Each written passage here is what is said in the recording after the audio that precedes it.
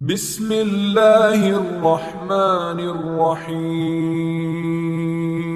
رسول اللہ صلی اللہ علیہ وآلہ وسلم نزول قرآن کے وقت بہت سختی محسوس فرمایا کرتے تھے، اور اس کی علامتوں میں سے ایک یہ تھی کہ یاد کرنے کے لیے آپ اپنے ہونٹوں کو ہلاتے تھے۔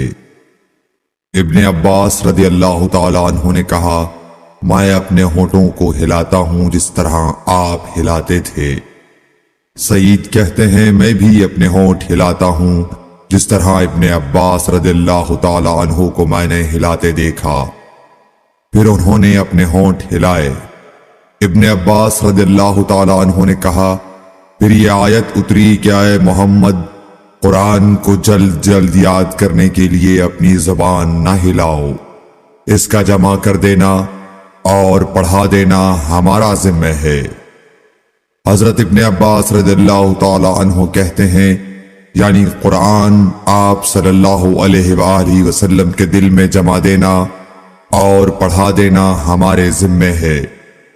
پھر جب ہم پڑھ چکے تو اس پڑھے ہوئے کی اتباع کرو۔ ابن عباس رضی اللہ تعالی عنہ فرماتے ہیں، اس کا مطلب یہ ہے آپ اس کو خاموشی کے ساتھ سنتے رہو، اس کے بعد مطلب سمجھا دینا ہمارے ذمہ ہے۔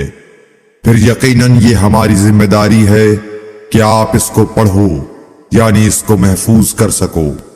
چنانچہ اس کے بعد جب آپ کے پاس حضرت جبرائیل علیہ السلام وحی لے کر آتے تو آپ توجہ سے سنتے، جب وہ چلے جاتے تو رسول اللہ صلی اللہ علیہ وسلم اس وحی کو اس طرح پڑھتے جس طرح حضرت جبرائیل علیہ السلام نے اسے پڑھا تھا۔